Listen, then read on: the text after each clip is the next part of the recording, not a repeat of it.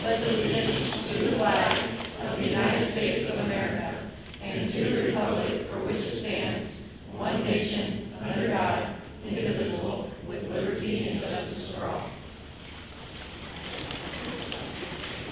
All right, good evening, everybody. It's nice to see a large crowd here tonight. We'll get to you students here just a little bit. I'll start first with making a motion on the approval of the agenda. So moved. Second. Moving to second, any discussion on any items of the agenda? No. Thank you, Debbie. Sorry. All right, all those in favor of approving the agenda, please say aye. Aye. Those opposed? All right, motion passes. We have approved the agenda. All right, now on to comments and suggestions from citizens. Is there anybody in the crowd tonight that would like to speak to the board? I like how you're all looking at each other and you're really freaked out. All right, for those that are watching online, there's always a form that you can submit questions through Joe, and our contact info is also on there as well. Now on to our students who are, this is probably our largest group here this year, so from our civics government class. So we ask that you please stand up, state your name, and we'll go with favorite subject. Rosalie will start with you first, since you're going to lie. My name is Rosalie Scott, and my favorite subject is English. My name is Kate Collins, and my favorite subject is English. My name is Adama. I am an extension from Senegal, and my favorite subject is Biafran. Good evening, everyone. I'm Nathan Sakwe from Africa, Sierra Leone. I'm an exchange student. My favorite subject is business. My name is Alice Yerkes, and my favorite subject is CNN. Hi, I'm Laura Davis, and my favorite subject is problem science. Hi, I'm Allison Gill, and my favorite subject is English. Hi, I'm Carla Badger. My favorite class is art with peers. My name is Campbell. My favorite subject is algebra. My name is Amy Clinton. My favorite subject is U.S. government. My name is Nick Schreiber, and my favorite subject is math. My name is Caitlin Peck, and my favorite subject is English. My name is Emerson Flett, and my favorite subject is science. My name is Molly Mose, and my favorite subject is my advanced civil science class. My name is Elizabeth Schrader. My favorite subject is physics. My name is Jacob James, and my favorite subject is building bridges too. My name is Nola Hubbard, and my favorite subject is psychology. My name is Heaven, and my favorite subject is science. My name is Mason Cole. My favorite subject is psychology. My name is Eli Weidman, and my favorite subject is social studies. My name is Will Kaiser. My favorite subject is math. My name is Tyler Harris, and my favorite subject is English. My name is Evan, and my favorite subject is science. Right. Well, thank you very much for coming tonight. Any of us can, any of the board members can sign your papers. And there was somebody last time, didn't they, like, take our picture? And then take a selfie with I don't know if it. that's still required of you. I see a lot of head nods. All right. So I would suggest that you just get all 7 of us to speed, so you can speed the process up. We'll sign them off and take some lines. All right. Thank you. All right. Moving on to consent agenda. Second. Motion saying, any discussion to items on the consent agenda? All right, hearing none, all those in favor of approving the consent agenda, please say aye. Aye. Those opposed? All right, motion passes. Now on to recognitions, Joe. So a few of them tonight. Stacy Kente has been put into the Iowa Thespian Hall of Fame, so congratulations to her. The boys golf team took 5th place in the tournament, and we had an individual, Jackson Atkinson, placed third, so by the age of 1 stroke, wasn't it? Tied with the second. So congratulations to all of them. Thank you very much. All right, moving on to bills, Joe. Yep, this evening I have $845,950 worth of bills presented for approval for payment. The items I selected to highlight include a payment to BMO for, well, it's a BMO payment for MAN training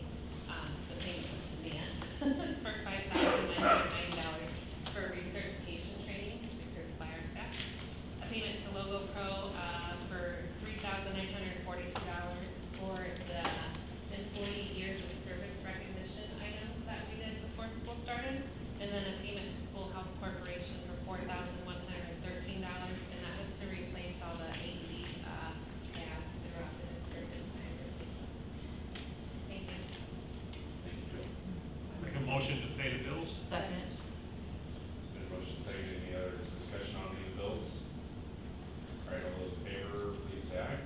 Aye. Those opposed? All right, motion passes. Now on to committee reports. We have a health insurance. Yeah, so the PowerPoint from our health insurance committee was included. The goal this year has been to really, to give more education to our committee. You know, we pulled a lot of levers in the last few years to keep it really low at 0%. And we may be coming to an end where we might have to start making some tougher decisions based off the budget. And in fact, it won't be much. Our employees do a phenomenal job. And so we have a better plan on educating. So that's what this meeting was really about. Okay, do you have any questions on health insurance? Besides education, Joe, do they help provide what's available to each employee? Yes, yeah, we go through like our usage and then we'll look at what we can do differently potentially, in the future. Okay. So, there's a lot of drivers when it comes to health insurance. Prescriptions is one of the biggest ones, but it's getting harder to do something different, with prescriptions, and so. It's really trying to get better data, you know, and, I know I came in late, but really being able to give the ability for our employees to shop around, especially for elective surgeries. You know, obviously if you have an emergency, you're getting surgery, you're getting surgery. But if you're getting a knee replacement, well, who's rated the highest and who has what's the cost difference? Giving databases like that in the area. All right, thank you, Joe. All right, moving on to our reports. Thank you for hosting us tonight, Mr. Marceau, Mr. Lane. We have a couple others. Yeah, no, I think you saw a few more steps. All right. Floor is yours. All right, sounds good. Yeah. Just want to start with, we had kind of two goals that our BLT established with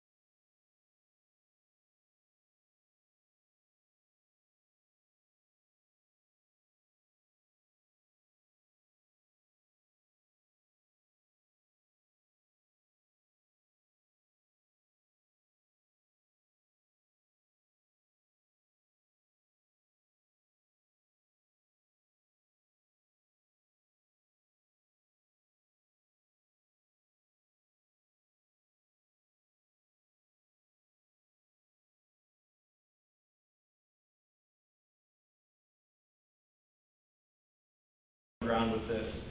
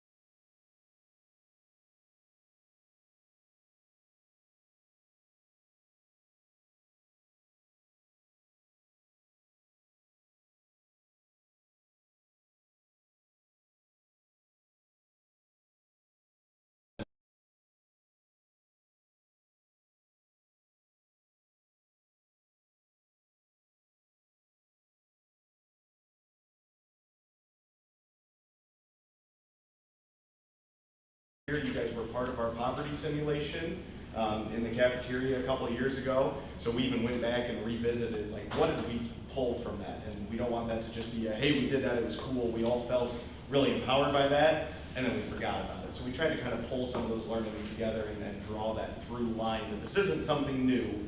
It's just a re-emphasis for us.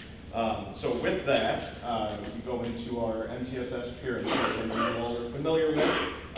Couple things I just want to highlight. I know that Heather Schultz has spent a lot of time talking to you guys about Character Strong, our Tier 1 support for student behaviors and expectations and how that's going K-12. We're utilizing that at the high school. I know last year at the junior high, you guys got to see their therapeutic classroom, all the work that they did there. We rolled that up here this year and have done a lot of work with that. And so you guys have seen kind of both ends of the spectrum. I'm hoping today to kind of fill in that gap in the middle a little bit with some things we're doing. And the one we're going to focus on is that check and connect that you'll see on Tier 2. That's different than a check-in, check-out. So a check-in, check-out might be that I literally just check in like, hey, Frank, how are you doing? Are you coming in today? Like, what are you feeling? What's going on at home? And then at the end of the day, is there anything that really you need to wrap up before you come back tomorrow? Whereas a check and connect is very intentional. It's very structured. And there's a lot more detail and steps to it. So with that, this slide did not format very well. That word says onboarding, and then it says trained people in 2025. So we had 8 staff members get trained last April by Nick Swanson from the AEA. And those staff members were all 3 of our counselors, so Anastasia, Emily, and Tracy, Mara, and then we had 4 classroom teachers, Zeb Hubner, Holly Olting, Heather Wan, and Tim Brunken. And the reason we did those 4 is those are 4 core teachers. So Zeb teaches freshman social studies, Holly teaches freshman science, Heather teaches freshman English, and Tim teaches freshman math. So what we wanted to do is give some of those students that were coming to us as freshmen, that transition is really heavy, is how do we give them consistency and how do we give them the same expectations across literally half of their classes from the jump. So we rebuilt what used to be called the freshman house, which looked a lot different back in the day, and really we just pared it down to those 4 teachers, and we took 19 kids that had been identified to us and we paired them up with one of those 8 mentors, and then guaranteed that those 19 kids have those same 4 core teachers so that those expectations and those connections are consistent across those 4 areas. And then we did already have 7 teachers trained already this September after hearing about how that had started after just a couple of weeks, and we've already got a waiting list of teachers that we're going to continue to onboard. Our hope would be that we would have all teachers trained at some capacity with this, and we're just growing that as we go. So these next couple slides are really brief overviews of what the training entails. Mara, feel free to chime in as someone who's been through the training. And so really the biggest thing is that it is a structured mentoring intervention, and it's a 2-year commitment. So this is not a, hey, we're gonna do this for a couple of weeks, all right, you've got it figured out, we cut and run. It is a structured for across those 2 years. There is kind of a gradual release, but by the time you're done with your sophomore year, those students are a little bit more self-sufficient in some of these areas that we're gonna talk about. And really the 4 things that they build on is stability, trust, Accountability, which we know is a big thing that we're really trying to instill in kids, and this is a very intentional way to build that accountability, and then the sense of community, that connection to the school there. So again, this is a really nice infographic that they get as part of their training, and I just wanted to put that in front of you guys for some familiarity there. What were those 4 things? What's that? What are those 4 things? Those are they on I here? should have known you were going to quiz me. I believe they're in the notes at the bottom, but stability, trust, accountability, and community. And so this next one, oops, I went too far. I thought I had a slide in the middle there. Anyway, there was a slide in the middle there, but that's okay. This gets us to kind of what this is, and we right now are in the middle of that implement and a little bit of the training on the back end there. But really what we're trying to do is get to that sustainability. So no matter if we have a kid that is new to us or maybe didn't get onto our radar until later on in their high school career, we have the capacity to still have that check and connect trainer with them. And really what we're looking at is ways that we can measure engagement, because at the end of the day, that's what we're trying to do, is we're trying to engage kids in this community, in this school, to help them be successful. And one thing I wanted to note is, external engagement is something that we measure with like grades and office referrals, and those are the things that come to the top of mind. But really what we're trying to capture is that internal engagement. How do we get kids a connection to learning that isn't just I need to get a grade or I have to go to school, but instead of them like playing the game of school, how do we get them to actually connect with the content so it's something that they can carry out these doors with them? And I know that everyone in the room here, that's what we're trying to do, is get them to transfer those things. So with that, I'm going to turn it over to Mara a little bit. She put together kind of a nice slide. And again, Mara is one of our instructional coaches who has worked a lot with this team. From that lens, she also is one of our mentors. So she has a couple students that she meets with. She's going to get to highlight kind of what that looks like for her. We tried it out last spring before we rolled it out to everyone, just to see what the process was and what kind of lift we were asking of our teachers. And I gotta tell you, North Scott has a great culture of care among our teachers, and they really want to do all this good work. It is a lot of work too. It's not an easy lift because of everything else they do, running this excellent guaranteed Bible curriculum. So there's a week in the life of mentor, and I have 3 mentees, actually 4, because I also have a sophomore. So I have a little extra wiggle time in my schedule, but most of our teachers only have about 2. And what it kind of does is a monitored form, that's actually the next slide, that really kind of looks at 3 things: their attendance, their behavior, and then the connections, the community connections, the parent connections. We are in lots of contact with their families to make sure everyone's on board, knows what's happening. There's communication that is actually templated throughout the program that we can use and modify to kind of share information about what's going on in their students' lives with the parents. It's almost expected monthly communication now too. If you go back up. And then, so the monitoring form is one piece of it, and that can take up to 15 to 20 minutes. And it might be 15, 20 minutes per student, depending on what happened that last week. It could be behaviors, it could be some attendance, it could be like chasing down some grades, figuring out what they're missing. So when you do have that connection with them, you know exactly what you're problem solving and what behaviors need to address. So you're going in informed, and I'm also transparent with them. I'm showing them this form. We're walking through our next steps together. We're talking about our connections we're going to make with outside services or with family. And we're also talking about what's going on in their lives. And so it's not just about here at North Scott. Like, I just got one student driver's ed information, just things to connect them with what they want to do, what their goals are in life. So you really become an ally with that student through the connections. Dan probably saw me a few times. Friday was my day to meet with all my students. I like to walk and talk. And so I get my steps in as well as get to meet with them. And sometimes it's longer than that because I actually get to do math with one of my students this weekend. So I'll brush up on that. And then, of course, the family and staff communication, contact parents, email, letters, postcards, and even, of course, the phone call is great too. Through all this communication, I'm also communicating with staff. So Dan talked about the core, the freshman house.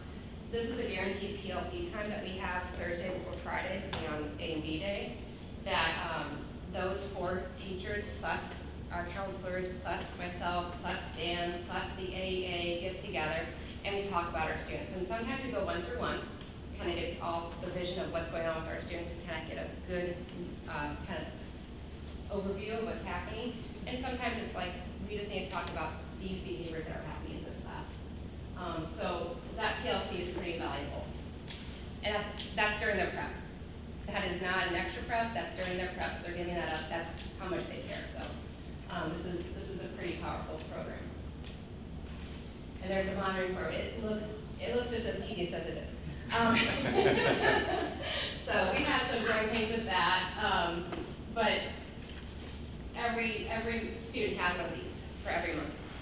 And this is what we fill out. This is our documentation. It's also like marking our communication. And you can even see, those drop-down boxes are X's to talk about what we did with that student. So there's a lot of different interventions that are provided with this documentation piece. So we can have like just tools to use when we have our discussion. And this is just an example. Before we had parent-teacher conferences, but every month, because this is new. This is our first monthly communication, went out last month before conferences, and so this did take a little time because you can see all the highlights we had filled in, as well as the whole box of looking at the monitor form and making sure we have all the information, so the parents were informed of the attendance, the grades, and the behavior. And we also invited in the conferences. So obviously a lot of work, especially on our mentors there and the time commitment. I think we're getting to the place where we're feeling some of the benefit of that, not just the drag, a little bit of new year, new rosters, and this. But obviously the question is it working? So we pulled some data that we have early on this year. So again, these are our 19 students, and these were identified as 8th graders at the junior high, as kids that maybe would potentially struggle with the transition to high school. Obviously, you can't predict that, but just we met with teachers and counselors from the junior high and just said, if you could put a soft landing for some of these kids to start the year, who would it be? So here you've got percent absent behavior referrals and Lancer Way scores across the their 8th grade year to this date, and then their high school year, I should say, like through Tuesday or Wednesday this last week when I pulled all of this. And then I color-coded it because that's how my brain works. So for most of them, we're seeing some improvement or even market improvement. Some of them, there have been some differences, and obviously there's a lot of variables at play here. But we do feel like we are starting to see those connections. So while you guys are looking at that, I'm going to share just a couple anecdotal things that I think are really important. Mara talked about the communication home. We even had a student over a weekend who had some peer conflict at home, and mom reached out directly to her Check and Connect person, who happened to be a classroom teacher. And that's great, that's an awesome resource, but I don't think if we hadn't established that connection with that student or sent that parent communication home, I'm not sure mom would have known exactly who to reach out to. Not that she couldn't have gotten online and looked for a counselor or administrator, but she knew immediately, if I contact this teacher has my student's best interest at heart and knows my student. And actually that teacher then called both of us. I was grocery shopping, and we had it resolved almost before the kids set foot in the door on Monday. So I just think, again, that's one data point, but I think that's really powerful, that connection to school from parents and students that maybe always haven't felt that positive connection is definitely there.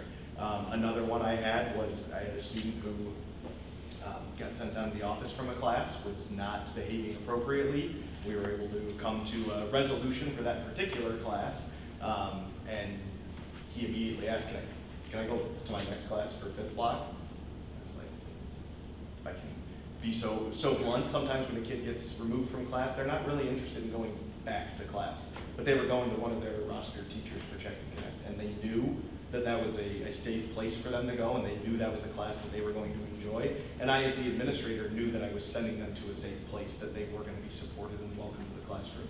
So I sent the teacher an email and said, hey, so-and-so's on their way, should be there in a couple minutes. Just give them a warm welcome and keep an eye on them. and that teacher said it was one of the best classes he'd ever had in her room. And I just think that that's really powerful, that we had a kid who was removed from a class, and because he knew he was going to a safe place, was immediately ready to go. So with that, I would love to say this is where I tell you that every single one of our 1,100 students has a Check and Connect person, but we're not quite there yet. But this is a big part of it. This is how we are identifying students for this process. So we spent a lot of time, again, with Nick Swanson from the ABA this summer, really looking at it. We're going to be super intentional and systematic with these supports. How do we make sure that the right kids are getting them? So up at the top half of this document, you will see our intervention menu, which really just has for our social, emotional, behavior, health supports. What do we have available to us? What are we making sure is really quality, not just throwing stuff at the wall to see what sticks? And then the bottom there is really just if you're potentially going to be a Check and Connect student, do you meet the criteria? So it's not just a roll of the dice to see if it works. We know that this structured intervention supports students that are struggling in those areas that are there, and we have a plan on how we're going to monitor them, and then when we're going to review and potentially exit them. Because at the end of the day, that's what we're talking about. Is it's great that we have this support. It's great that we're trying to build that community. We also know that they have to be able to do it on their own after a certain point in time, especially at the high school level.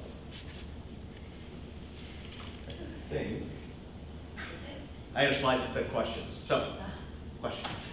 Well, this is fabulous. Would you ever consider like peer mentors? Some of the ones that become very successful, you know, part of that might be success might be, in fact, I want to share my experience and become a peer mentor. I'm going to look at Anastasia, who leads our Lancer Leaders group. So that's usually juniors or seniors that know the building and want to be that peer mentor. And it wouldn't surprise me if we have some kids that are currently in this process that would kind of graduate up to that. Yeah, I think that's a great idea. I'm not going to say no. Yeah. Absolutely. As a matter of fact, I had a student today come to my office, and she's a senior, and she's like, my GPA is not the greatest, Ms. Nick. I don't know. I really wish I would have put it together my freshman and sophomore year. And I said, would you mind talking to maybe a freshman or a sophomore to do that? She's like, oh, I don't know about that, but kids are getting it. Kids are getting it. So, and I do think if I connect her with somebody that's a freshman or a sophomore that's struggling and doesn't think it's a big deal that she's getting C's and B's instead of A's and B's. So, yeah, I think that's a great idea. I think when you guys were talking about the junior high, there's like 7 to 12 kids over in their classroom. So those, maybe some of the same or not, or the 19 then that go through this and like they would be the ones that would be doing the therapeutic classroom here? Not all of them. So kind of like Andrew said, this can be tier 2 or tier 3 depending on how in-depth you need to get. So if memory serves, I believe 4 of these 19 also receive services from that therapeutic classroom, but not all of them. And then that also means there's some students that are receiving services for therapeutic classroom that are not on Check and Connect. So there's a little crossover and they do work really well together, but it's not a guaranteed one or the other. How many then, or so you went from 7 to 12, I know you're trying to increase that with junior high, how many is that at the high school? So we have 7 right now. We inherited 6 8th graders, now 9th graders, and we onboarded 1 freshman, now sophomore at the end of last year to kind of get us in the process. And we actually, right now at the end of Q1, are looking to increase that. So we didn't onboard anyone this fall. We wanted to make sure it worked for our system, but we've got a list based on similar data rules. They're different for a different intervention, but similar data rules to potentially onboard some kids into that program too. That's where it's really nice working with Nick Swanson. He presented at the junior high last year. He's AEA. He came over and he plugs in numbers and it spits out scores and it just says, hey, these kids have this score, and then you go through them one at a time. It's based. What's that? What's his title? He's a social worker. Yep. So yeah. He works with us at that work. So it's not just like, oh, I think this kid's struggling, let's talk to the teacher. It's literally, hey, this kid has attendance grades, et cetera, and it goes right on it, it shoots out a score 8.2. Okay, this kid is one we're gonna look at potentially needing those services, whether it's this service or whether it's in the classroom.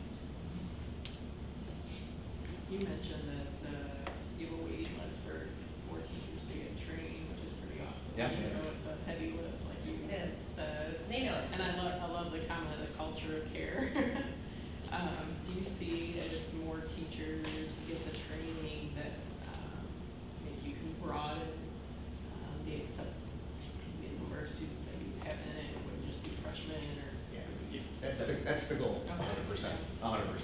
we wanted to start with. We know freshmen struggle. It's a massive change for a lot of kids, so we started there.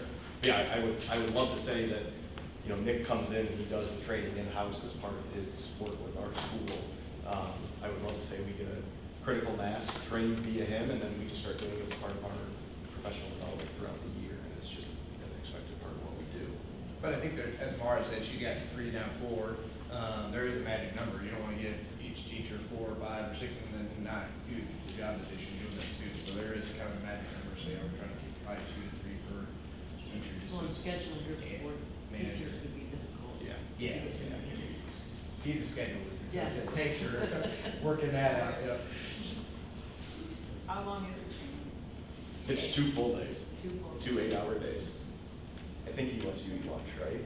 Sometimes bread and water, really, honestly, Yeah, bread. crust. Just one question for you, Dan, and I apologize for not knowing the names, but it was a few years ago, you had a program, and I think before kids went to Edison, do you still have that? The bridge. Yeah. Yep. That is. So you have that as well?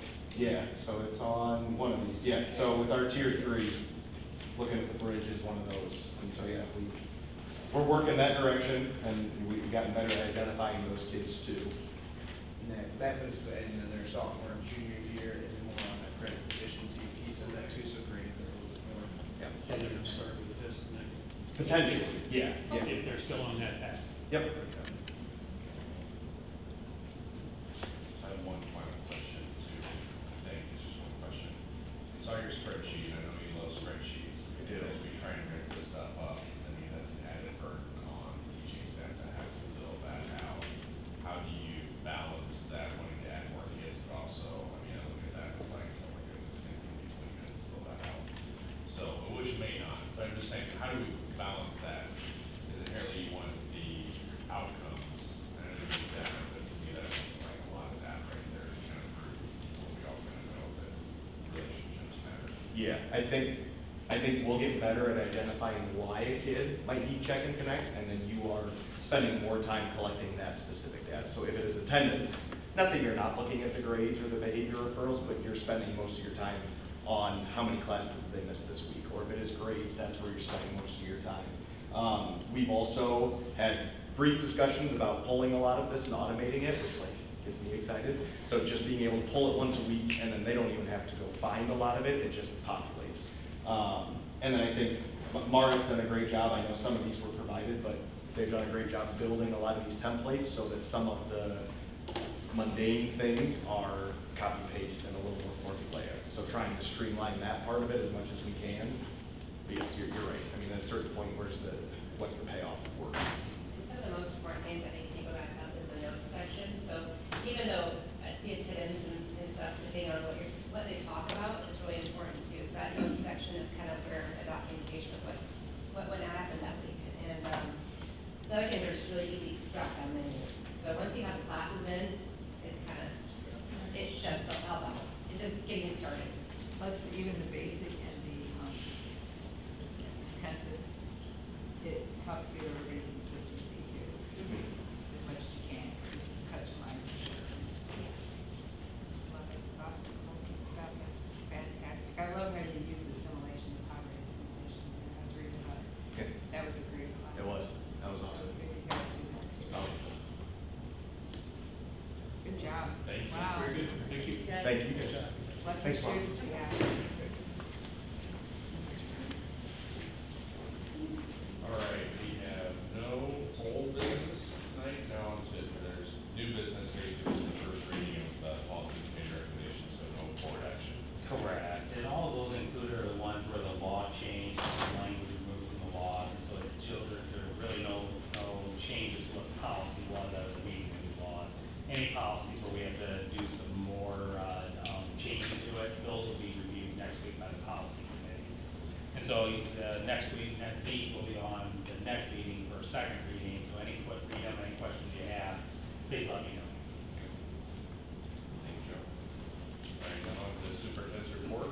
Yep, just a reminder, school board convention, 19th and 20th, American Education Week, the 17th and through the 21st. That's the one I mentioned last time that we celebrates all of our employees. And so we'll be doing that. Strategic plan update, you guys will see at the next one. We've been working on a dashboard and some other things and the vision cards that we have. And so that'll be coming to you so we can update you on where we're at with the strategic plan and work that's happening. Tonight you guys had the first half of the work session dealing with what major things in strategic plan. So, and then just a reminder to your calendars, the 10th would be a work session to review the RFPs from search firms. The 17th, if we decided to interview several of them, to narrow it would be on the 17th, and the 24th would be the selection. So that's the dates again. Next Monday is a policy committee meeting. Yes. And that's all I have. Any questions for Joe? All right, board comments, correspondence. I guess first off, thank everybody for coming in for a little extra time today. It was some of us quick turnaround from transition to one and other things going on. Really appreciate the thoughtful time that we spent before this. So, anything else? I would just add that after last board meeting, I think I sent everything out, just communication with the firms that I believe they talked to Trina, that we have 2 proposals already reviewed for them. So we're doing pretty good. I asked her to let me know who hasn't, so I got at least can call them and let them know about the deadline, which is the 7th. Correct? Yeah. So to make certain if they're going to, that they put it in by the 7th. Thank you, Ray. Anything else? That's just, board elections next week, so hopefully everybody will out and vote. Please go out and vote. Local elections matter. All right, I'll entertain one more motion. So move. Second. All right, all in favor? Aye. All right, we're adjourned. Thank you, everybody. That's, they do about 5.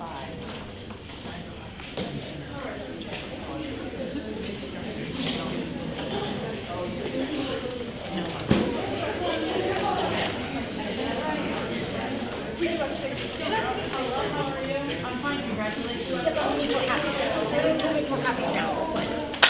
Of what?